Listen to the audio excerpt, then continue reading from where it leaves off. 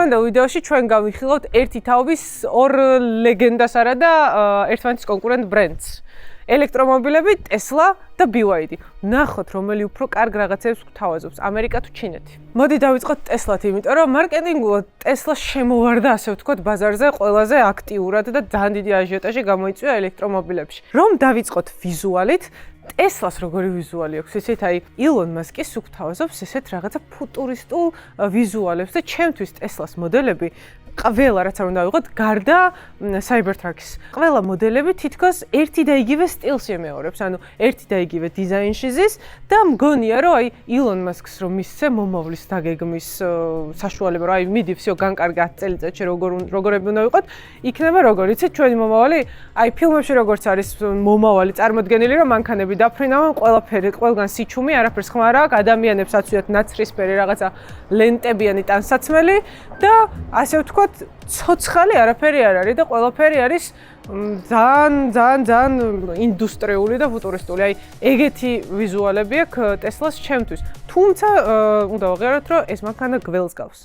კონკრეტულად ეს ავტომობილი არის პლეიდი და შესაბამისად აქვს 1020 ცხენის ძალა და უნდა ვაღიაროთ, რომ ერთ-ერთი ყველაზე სწრაფი ავტომობილი და ელექტრომობილია, სადაც ილონამ სწორად განსაზღვრა რაღაცეები და გაამართლა. ეს კონკრეტული მანქანა სხვა შორის დრაგზე მეორეზე გავიდა საქართველოს დრაგის შეჯიბრზე. ხოლო რაც შეეხება თვითონ Tesla-ს, არასდროს არ მქონია Tesla-ს მართვის გამოცდილება.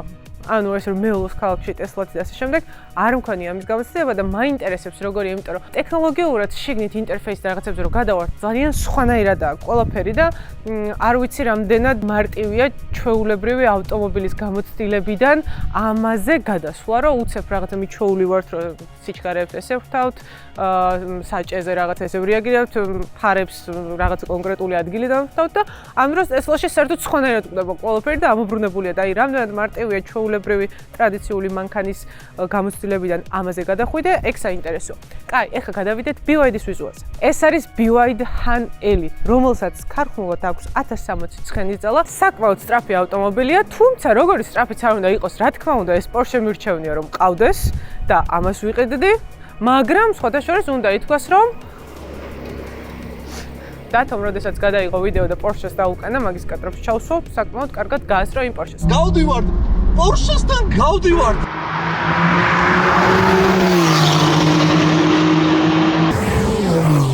ერთი რაღაც ფაქტი უნდა გავუსვათ ხაზი. ვიზუალურად ეს ავტომობილი ჯერ არ ვიცი მომწონს თუ არა, რაღაცნაირი უცნაური ვიზუალი აქვს. ისეთია რა, ანუ ვერც სიტყვი რომ მაგარი ვიზუალი აქვს, მაგრამ არც იმას სიტყვი რომ აი აქედან გადმოსვლა ან ჩაჯდომა ან ამით სიარული გამიტყდებაო რა, აი ამას ვერ ვიტყვი. ძალიან ჩვეულებრივი მოსოლიდურო ვიზუალი აქვს. და კი, რა ვიცი, ამით იული ყოველდღიურად ჩვეულებრივად. ჩინური ავტომობილების პლუსი მინდა ვთქვა. Tesla-სგან განსხვავებით, ჩინურ ავტომობილებში არ გვაქვს ის, რომ მომავალი მაინც და მაინც ფუტურისტული და ძალიან ჩუმი და ისეთი არის, სტანდარტული, ყველა ერთნაირი არის. აქ ავტომობილებს ხასიათები ნამდვილად აქვთ. ანუ სხვადასხვა სტილია, სხვადასხვა დიზაინი აქვს. ერთ ბრენდს სხვადასხვა მოდელში სხვადასხვა დიზაინი აქვს წარმოჩენილი და ბევრნაირ ხასიათს გვანახებს ავტომობილისას და ეს ძალიან კარგია. შეიძლება ითქვას, რომ +1 ქულა ეკუთვნით ჩინელებს მაგის გამო. დისკებზე რომ დავიწყოთ საუბარი, აი აქ ჩვენ გვაქვს ესეთი რაღაცნაირი ელექტრომობილისთვის არც თუ ისე დამახასიათებელი წახნაგოვანი დისკები, რომელიც, ცუდად არ გამოიყურება, ნამდვილად. ვერ გეტყვით, რომ მე გადავირიე გავგიშდი, მაგრამ ელექტრომობილისთვის ძალიან კარგია. რაც შეეხება Tesla-ს, გვაქვს Tesla-ს. არ ვიცი რა, არ მევასება მე რა. რა გავაკეთო? მოგწონს ეს დისკები? ცუდი არ არის, კარგია, მაგრამ BMW-ს ხო, სხვათა შორის ამის დისკები BMW-ზე დგება. ტრიცაჩაზე უნდა დათოს ამის დისკები. არ გავგიშდი, არ გადავირიე არც ერთზე, მაგრამ ცუდი არც ერთი არ არის. ეხლა ვნახოთ საბარგული და რატომ არის 21 მაისს ქარბუქი, წვიმა, სიცივე და თოვლი, არ ვიცი. საბარგული Tesla-ს საკმაოდ დიდი აქვს. ბევრი ჩემოდნის ჩატევა შეგიძლია, სკამიც გადადის და ძალიან დიდი ადგილი იქნება. აქ გვაქვს კიდევ დიდი სათავსო, სადაც რა ვიცი, ერთ ჩემოდანს ჩაგან ხელსაწყოებს რაღაცებს ხსაში რომ მიდიხარ, რისთვის გჭირდება ამ მანქანაზე არ ვიცი, მაქსიმუმ საბურავი შეცვალო, მაგრამ ჩააგდებ რა. გამყოფი დაფაცრო აქვს, ეგეც ძალიან კარგია. ეხლა ვნახოთ BYD. BYD-ში რაღაცეები აწყვია, მაგრამ ნახეთ, Tesla-სგან განსხვავებით, Tesla-ს ეს hatchback-ო აქვს რაღაცნაირად რა და ეს საბარგული აქედან მთლიანად იხდება და აი ამ მანძილს ვიგებ ვიწყებთ, როცა რაღაცას ვდებთ მანქანაში, მაგრამ აქ მარტო ეს გვაქვს ჩვენ საბარგულში შესასვლელი სივრცე, მაგრამ შიგნით არის ძალიან ღრმა. დიდ შემოდებს დააწვენ და ისე ჩაატევ. ნამდვილად დიდი არის, მაგრამ აი რაღაცის გადაზიდვა რო დაგჭირდეს, რაღაცის წაღება რო დაგჭირდეს, ის უფრო გამომდგარია ამ შემთხვევაში. უკან ადგილს რაც შეეხება, აქ გვაქვს უდიდესი სივრცე, ძალიან დიდი ადგილია, რა ვიცი. აქ იჯდა დათო, შემიძლია აქაც გადავიდე. რა ვიცი, ძალიან დიდი სივრცე აქვს. ეს მატერიალები რაც არის გამოყენებული, ხელოვნური ტყავი, კარგია, ჯერჯერობით, ძალიან რბილია, უხეში არ არის და ნაზი ტყავი არის, ნამდვილად არის შემაწუხებელი და ხე. დიზაინი ამ მანქანაში გვაქვს და არ არის რომ აი უბრალოდ რაღაცა ააწყვეს და არა, დიზაინზე ნაფიქრია, აი აქ გადასვლები და რაღაცეები ისი არის გაკეთებული. აი ნახეთ, აქ ეს კუთხეს იკეთებს, აქ კიდე ჩაის, აქ კიდე კუთხეს იკეთებს და ძალიან კაია. ეხლა გადავიდეთ ტესლას სალონზე. კაი, აქ ცოტა სხვანაირი სივრცე გვაქვს. პატარა არ არის აქ, რა თქმა უნდა, წინ იქ უფრო დიდი ადგილი იყო, მაგრამ ეს ჩემთვის ძალიან საკმარისია და მაღალი ადამიანი ძალიან კარგად ჩაეტევა. იმხელა არ არის, მაგრამ აქაც ძალიან დიდი სივრცეა. ჭერის სიმაღლეც მაღალია და ეს კარგია. უბრალოდ აქ სივრცე ცოტა სხვანაირია. აი ესე მომრგვალებულად მოდის რაღაცნაირად და თითქოს აი ეს სივიწროვია რა. აქ სივიწროვია. იმაში სამი ადამიანი თავისუფლად ჩავჯდებით და აქ ჩახუტება მოგვიწევს ერთმანეთთან. ბარემ აქ ვარ და სალონზე ვილაპარაკოთ. სალონზე გადმოვინაცვლეთ და აი აქ უკვე აზრები ორად იყოფა. ჩემი და ილიას აზრი ყოველ შემთხვევაში, ვინც ახლა მიღებს და კამერის უკან დგას, რომელიც არის ჯენზი, ორად გაიყო ეს აზრები. მას მოწევს ძალიან ესეთი მინიმალისტური ყველაფერი, სადაც არაფერი ზედმეტი არ არის. მე არ მომწევს, მინიმალიზმი მიყვარს, მაგრამ როდესაც ესთეტიურია, ანუ უბრალოდ რო არაფერი არ არის, ეგ მინიმალიზმი არ არის, ეგ არის უბრალოდ არაფერი არ არის. მაგრამ როდესაც რაღაცეები მინიმალისტურად არის შემოტანილი, ეგ ძალიან მომწევს. და აქ ჩვენ გვაქვს არაფერი. მხოლოდ ერთი დიდი მონიტორი, საჭე, დეშბორდი, ხელის დასადები ბარი, ესე. და აი აქ ეს დიდი სათავსო, სადაც არის ჭიქების ჩასადები, წინ ხურდებით და რაღაცეების ჩასაყრელი. Დადროიცი? კი, აქედან მოიცოდა. ესეც უკუღმარი, შენ იცი რომ ამის გამო ადამიანი ხალი დაიღუპა? შემთხვევით ჩააგდო ზადნიში, როცა გამოცდილება იყო. ესე არის D, ზემოთ რო ადიხარ და ქვემოთ არის R. და რეალურად მანქანის გამოცდილება საერთოდ სხვა არის, ანუ R და ისინი ქვემოთ მოდის, ანუ P არის ზემოთ და შემდგომ არის ყველა ისინი. ეგრეთ წავედი, ქვემოთ მოჩავმეს უცი. აი, მაგას გეუბნე, ჯენზი ხარ, მაგრამ მაინც შეცდი ხვდები? რა შესაძ. ამის გამო ადამიანი ხალი ჩავარდა ტბაში და დაიღუპა. იმიტომ რომ ინსტინქტურად ჩართო და დააჭირა და ამას სხვა ჩქარება დიდი აქვს.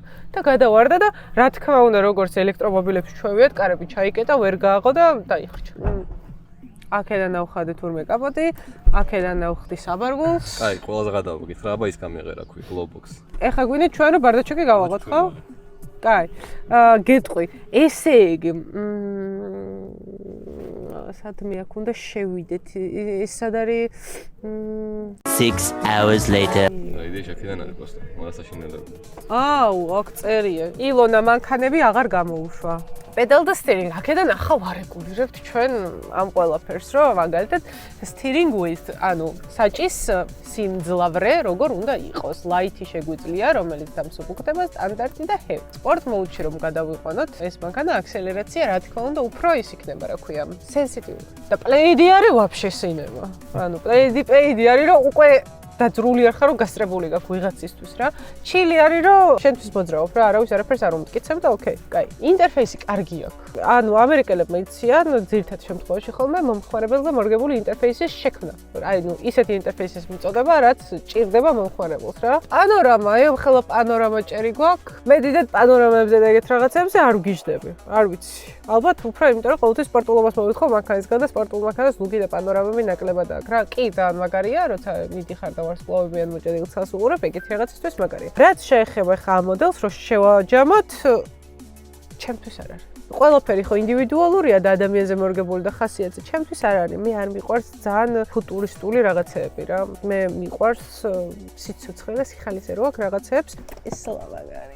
ამ მანქანაში ბევრად დიდი სივრცეა და როგორც ხედავ რეალურად ფიზიკურადაც ბევრად დიდი მანქანა, ბევრად რა შედარებით დიდი მანქანა, სივრცე უფრო დიდი გვაქვს, ინტერიერს რაც შეეხება, აქ შეიძლება არ არის რაღაცა ის რომ ვარსკვლავებს წყვეტს, მაგრამ ნაფიქრია, ნამუშევარია და რაღაცეები დიზაინში არის გაკეთებული რა, რაც ძალიან მომწონს. მაგალითად გვაქვს ღილაკები, ეს არის დაკოქო გამორთვა, აქედან driving mode-ები იცვლება, ეკო ნორმალი რაღაცა, აქაც გვაქვს, მონიტორზეც გვაქვს და აქაც გვაქვს ქვემოთ ღილაკის სახით, მუსიკის აწევა და წევა გათიშვა, ავარიულები, პარკინგი და ასე შემდეგ. პროტეინ ბარები ვიპოვე. ამას შევუჭამ მერე. მადლობაოთო, ტყავი ძალიან კარგი და რბილი არის გამოყენებული. ჰაერის დამბერავები იქ სადღაც არის ჩაშენებული, აი რო ვერ ხედავ. აქ დიზაინში არის ჩასმული და საკმაოდ კარგად არის ჩასმული და ასევე ნახე ამ მანქანას რა აქვს. ეს იცი შენ რა არის? სუნი. ესენი იცვლება, შემდეგ ცალკე იყიდება, იცვლება. როგორ სუნი აქვს? იცი, კაი სუნი აქვს, მაგრამ ახსენებს, მომჩევი აკეთებდა ხოლმე, წორს რო იპარსავდა, პოსლებრი წეს რო ისვობდა ხოლმე რა. მაგის სუნს გავს ჩემთვის. დიზაინს რაც შეეხება, მე ამის დიზაინი უფრო მომწონს. არ ვამბობ რომ მაგარია, მაგრამ ამისი უფრო მომწონს, იმიტომ რომ აქ რაღაცეები უკვე სიცოცხლე იგრძნობა. რაც შეეხება უკვე დისპლეის გამოცდილებას. ტესლასი უფრო მომწონს ეს ყველაფერი. ჯერ მარტო რომ შევხედოთ, ფერები, გრაფიკა, ყველაფერი ისი არის გამოტანილი, აქ ცუდად არ არის, მაგრამ ტესლაში ჩემთვის უფრო ხარისხიანად და თვალისთვის სასიამოვნოდ არის ეგ ყველაფერი გამოტანილი. კაი, ახლა წავიდეთ, შევიდეთ ტრეკზე, ჯერ ერთი მანქანით, მე მეორე მანქანით და ვნახოთ სიარულში რომელი უფრო კარგია მართლა რა. ტესლას მარტოს გამოცდილება არ მაქვს და ვნახოთ, შეიძლება ისი ძალიან მომეწონოს, რომ რავი, თქვა რომ კიდე ამის ფუტურისტული დიზაინის ყველაფერი ძალიან მაგარი მანქანა. ვნახოთ რომელს უფრო კარგი აჩქარება აქვს, მანევრი აქვს და ასე შემდეგ. ხო, გადავ! ერთი წამი ხამა, ვაფშე არ მოველოდე. სისხლი გუბი წამოვიდა და დაუბრუნდა ხო. კარგია, მაგრამ თან ცუდია, იმიტომ რომ სისხლი წამოვიდა ქვემოთ. დედას ფიცა ვარ, თვითონ ფრენავი რომ ფრინდება, იმ მომენტში ხო არის რომ სისხლი ქვემოთ მოდის და ცოტა ბრუნდები ადამიანი რა, აქ უარესად არის.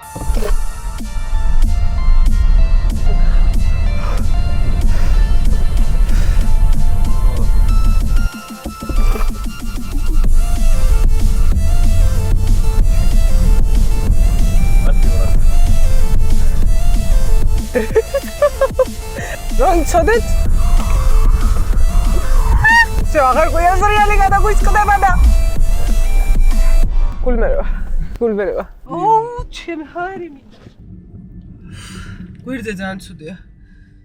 ძალიან უცხო და სხვა გამოცდილებაა საერთოდ. ძალიან მაგარია, აი რაღაც არარეალური აჩქარებაა, ძალიან მაგარი აჩქარება აქვს პლეიდის მართლა.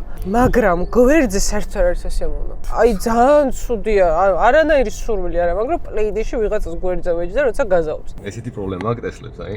ვიღაცას რო ეძრაგავები და ორი წუთი მართლაც. ორი წუთმა თან არ გადის ეს აშკარად ისეთ ტრუხა ორ წუთს დარს. კაი, ეხლა წამოდი გადავждეთ BYD-ში და ვნახოთ პლეიდის მერე BYD-ის აჩქარება როგორი იქნება. და საერთოდ შევადაროთ ეს ორი მანქანა რომელი რისთვის არის საერთოდ? რისთვის არის? მე ვერ ხვდები პლეიდი რისთვის ეს არ არის. просто ქალაქში სასიარულო მანქანა რა. ნა. მართ ეს არ არის ცუდი. ცუდი არ არის, მაგრამ ისეთი ვერ არის რა.